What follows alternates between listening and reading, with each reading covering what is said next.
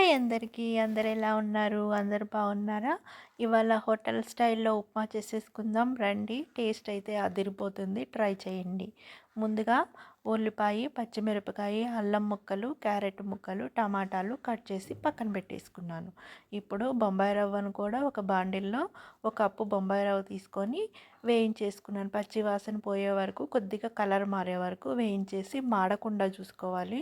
కలుపుతూనే వేయించి పక్కన పెట్టుకోవాలి. ఇప్పుడు బాండీ పెట్టుకొని ఆయిల్ వేసుకొని దాంట్లో పోపు దినుసులు వేసుకొని తర్వాత దాంట్లో ఉల్లిపాయ, పచ్చిమిరపకాయ కూడా వేసేసాను.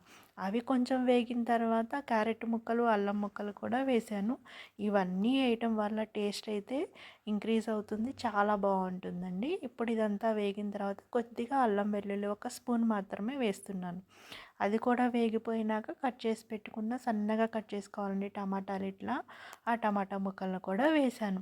ఇప్పుడు దానిలో కొద్దిగా పసుపు కూడా వేసి ఇదంతా వేగించుకోవాలి. కరివేపాకు కూడా వేసేస్తున్నాను. ఇదంతా పచ్చి వాసన పోయే వరకు వేయించుకోవాలి. ఆయిల్ పైకి రావాలి ఇట్లా. ఇప్పుడు దీనిలోకి మనం వాటర్ని యాడ్ చేసుకుంటున్నాము. నేనైతే ఒక కప్పు బొంబాయి రవ్వ తీసుకున్నాను కాబట్టి దానికి 2 గ్లాసెస్ వాటర్ని అయితే యాడ్ చేస్తున్నాను. 2 గ్లాసెస్ వాటర్ యాడ్ చేసుకొని దాన్ని బాగా మరిగించుకోవాలి వాటర్ని. అలా బాగా మరిగిన వాటర్లోకి మనము రుచికి సరిపడ సాల్ట్ కూడా వేసుకోవాలి.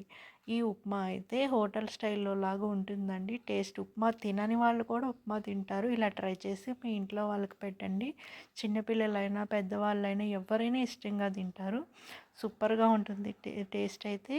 కొత్తగా చూస్తున్న వాళ్ళు సబ్స్క్రైబ్ చేసుకోండి, లైక్ చేయండి, అలాగే షేర్ చేయండి. ఇదిగోండి రవ్వ వేసేసి ఇలా కదుపుతూ ఉంటే బాగా కలిసిపోతుంది అంతా. అలాగే ఉప్మా కూడా చాలా టేస్ట్ అయితే సూపర్గా ఉంటుందండి. ఉండలు లేకుండా ఇలా ఒక 5 నిమిషాలు కలిపించి ఉడకనివ్వాలి. చూసారు కదా ఎలా ఉడికిపోతుందో మన ఉప్మా. ఇలా ఉడికిన తర్వాత దీన్ని మరీ ఎక్కువసేపు ఉడికించకూడదండి. 5 మినిట్స్ ఉడికిస్తే సరిపోతుంది. ఇదిగోండి కన్సిస్టెన్సీ ఈ మాదిరిగా రావాలి. చూసారు కదా మనం గంటెతో తీస్తుంటే ఎలా వస్తుందో. అంటుకోదు, బాండీకి కూడా అంటుకోదండి. అంతా నీట్గా వస్తుంది. ఇదిగోండి మన ఉప్మా అయితే రెడీ అయిపోయింది. దాన్ని లెమన్తో చక్కగా పల్లీ చట్నీ కానీ కారప్పొడి కానీ ఏది వేసుకున్నా బాగుంటుందండి. ఒత్తిగా అదైనా తినేయొచ్చండి. ఇంతే ఈ వీడియో. బాయ్.